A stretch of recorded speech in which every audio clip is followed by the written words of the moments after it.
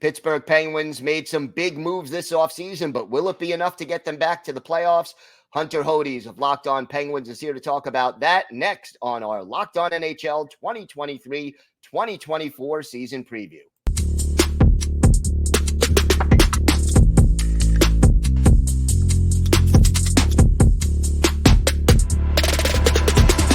The NHL season is less than a week away, and Locked On season preview coverage continues as well. We welcome in the host of Locked On Penguins, Hunter Hodes, to detail everything you need to know about Pittsburgh's season coming up in 2023-2024. Hunter, great to have you here. What would you say is the biggest storyline surrounding the Penguins heading into the new season? I think the biggest storyline is, can this group still contend for another Stanley Cup? They made a lot of moves this offseason, bringing in Erik Karlsson. We'll discuss that a little bit later. Bringing in Ryan Graves. You hire a new president of hockey operations / general manager. You bring in a lot of new faces to your bottom six. Whole bunch of changes overall. But it all comes back to, can this group, this core group, contend for another Stanley Cup? That, I think, is the biggest storyline. All these players well into their 30s.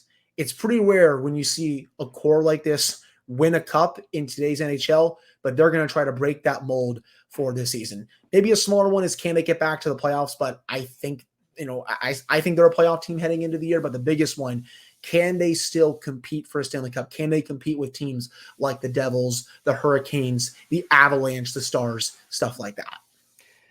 Now, there were a few of them, but what would you say was your team's most significant offseason move and why? On the ice, that's Erik Karlsson. The Penguins really didn't have to give up much to get him, to be honest. It was a classic give up all of your bad players for that one good player. And Kyle Dubas was able to do that masterfully. Now the Penguins have two number one defensemen at their disposal for this upcoming season.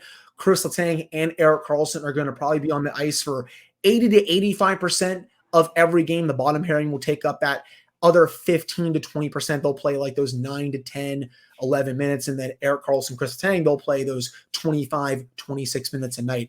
That is by far the biggest move. It's going to help their offense a lot. Yes, the top six is going to be counted on to score a lot of goals, but you can throw Karlsson in there too, because he's going to drive quite a bit of offense when he is on the ice.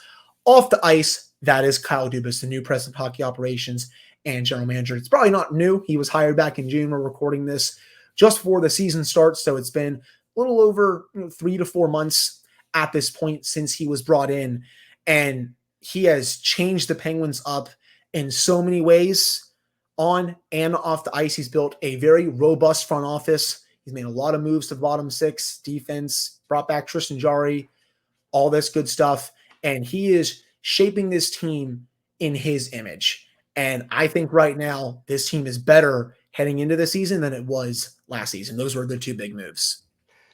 Who figures to be the most important player on the team this season, and what makes him crucial to the Penguins' success? That's a great question. This may sound weird. I'm not going to go with any of the core players. Tristan Jarry, I think, is the most important player for the Penguins this upcoming season. If he stays healthy, he can get this team into the playoffs. The Penguins really only need average goaltending to get in.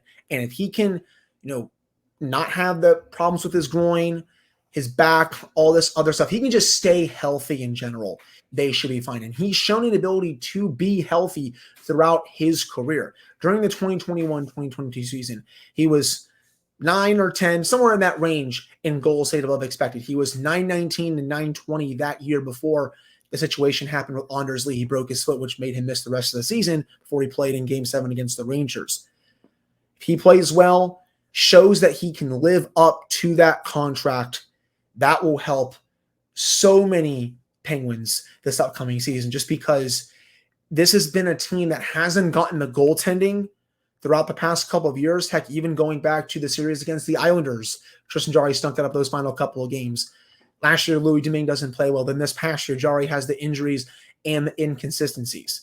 He's able to stay healthy, get back to the level that Penguins fans have seen him at multiple times in his career. They will be totally fine, I think, this season. But he is the most important player for this team in 2023-2024.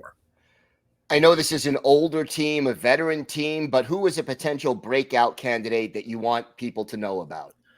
I think it's Drew O'Connor. He hasn't played a full 82 game season yet, but I think that's going to change this upcoming season. Only played 46 games this past year, had 5 goals, 11 points in those games. Mike Sullivan started to trust him a bit more as the season went on. It's going to be a pretty interesting camp to see how he does, see if he can win one of those roster spots in the bottom 6. But if he can, I do think he's going to break out this year. I'm not saying he's going to score 15 to 17 goals, but I think he can squarely be in that 10 to 12 to 13 goal range for his first full 82 game season, because he's never played 82 games in a season before. But this is a player who has a lot of offensive skill.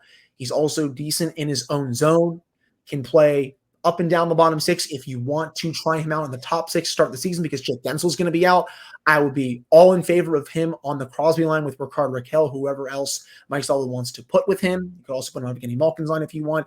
He has the ability to play top 6 minutes when players are hurt, but when healthy, he's a solid third liner, and I think this is going to be a good year for him. We started off, you sort of addressed this, but let's get a little more specific. What would a successful season look like for the Penguins, and what's at stake if it's not achieved? A successful season is them not just making the playoffs, but I think winning a round or two. It's time to win a playoff round for the first time since 2018. The last time they won, they beat the Flyers in the first round as they were trying to go on their three-peat. They've been lost to the Capitals in the second round, and they haven't won a series since. It's time to break that trend. This team needs to go on at least one more mini run. I mean, they may not win another Stanley Cup in this era, Gil, or this era with the core group of players, but I still want to see them go on at least one more small mini run where maybe they win a round or they go to the conference final. Heck, of course, the dream is to go to the final and win it all and get them a 4th championship, but I still want to see one more run. Making the playoffs, that's great, and I think they will. I don't think that's good enough for me. And what's at stake? I mean, if this season goes south, what happens with Mike Sullivan? I mean, he still has, going into the season, 4 years left under contract. This upcoming season is his final year on his old one. But after this one, a new 3-year contract extension kicks in that he signed in 2022.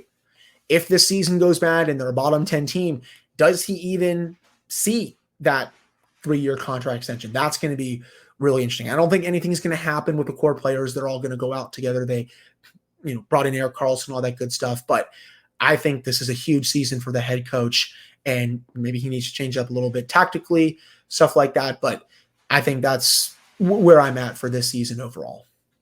All right. Well, thank you very much, Hunter. And for more on the Pittsburgh Penguins, be sure to follow Locked On Penguins on your favorite podcast app and on YouTube so you never miss an episode. And check out the season previews for all 32 teams across the Locked On NHL channel, part of the Locked On Podcast Network, your team every day.